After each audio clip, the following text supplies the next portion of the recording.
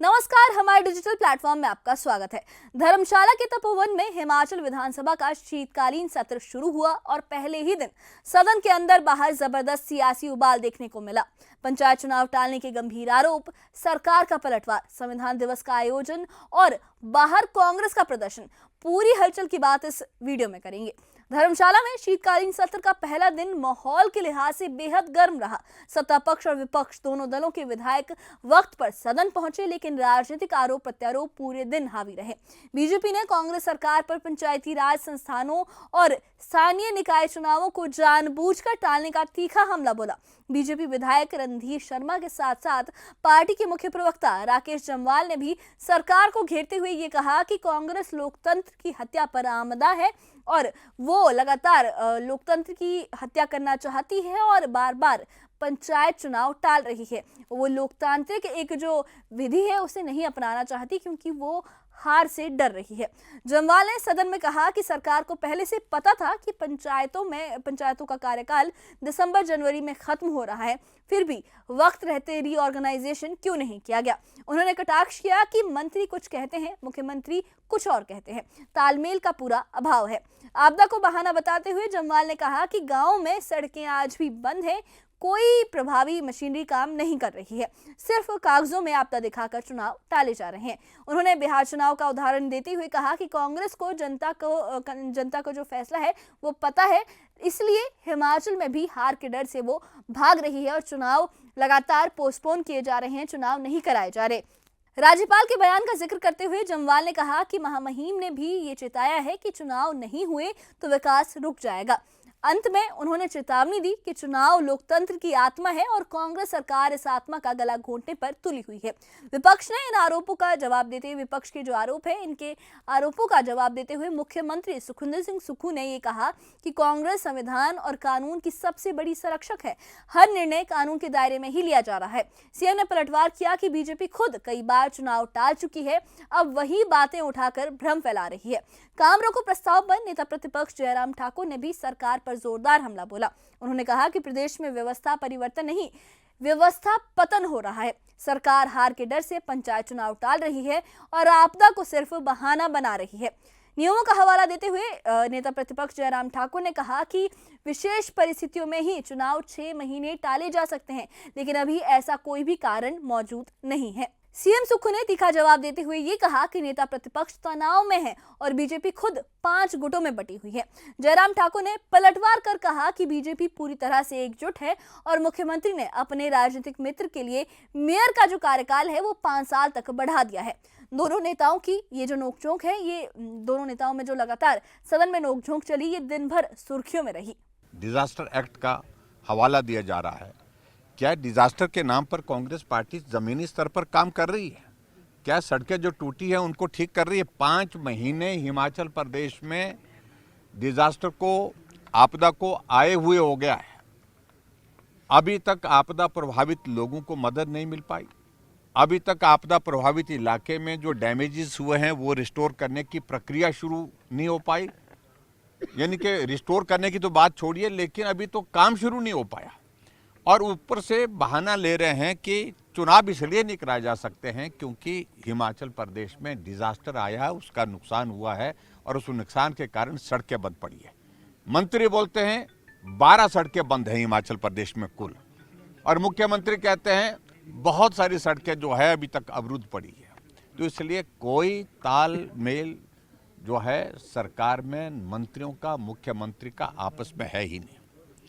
और दूसरी बात, जो इम्पोर्टेंट बात जो है, इसलिए हमने कहा कि अब कम से कम संवैधानिक व्यवस्थाओं को इस प्रकार से बर्बाद नहीं होने देंगे। पंचायत के चुनाव समय पर कराइए, और समय पर इसलिए नहीं करा रहे हैं क्योंकि उनको मालूम पड़ रहा है परिणाम आएगा, हारेंगे, बुरी तरह से हारेंगे। इस डर के मारे वो चुनाव स्थगित करने की कोशिश कर रहे हैं। चर्चा विधानसभा के अंदर नियम 67 के अंतर्गत सारा काम रोक करके हो रही है, लेकिन मुख्यमंत्री हाउस में नहीं बैठते। कहाँ बैठते हैं?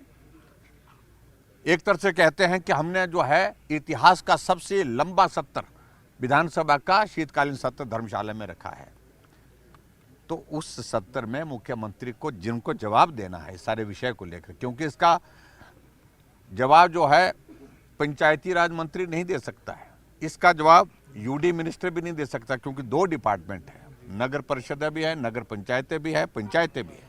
जवाब किसको देना है? मुख्यमंत्री को देना है, क्योंकि चुनाव उनके पास, अपने पास शायद है। तो ऐसी सूरत में मुख्यमंत्री की प्रेजेंस नहीं है, तो कितना लाइटली और कितना जो है गंभीरता सरकार में इस सारी चीज़ को लेकर के आपके सामने सारी चीज़ें हैं। तो इसलिए हम ये कह रहे हैं, हम अपना पक्ष रख रहे हैं, हम कह रहे हैं चुनाव कराइए। तो सत्र की इस हलचल के बीच धर्मशाला में संविधान दिवस का विशेष आयोजन भी हुआ। जिला न्यायालय परिसर में जजों, वकीलों और अधिकारियों ने संविधान की प्रस्तावना सामूहिक रूप से पढ़ी।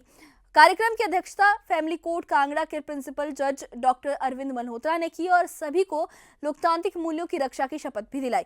विधानसभा के बाहर वहीं कांग्रेस ने बीजेपी के खिलाफ जोरदार प्रदर्शन भी किया।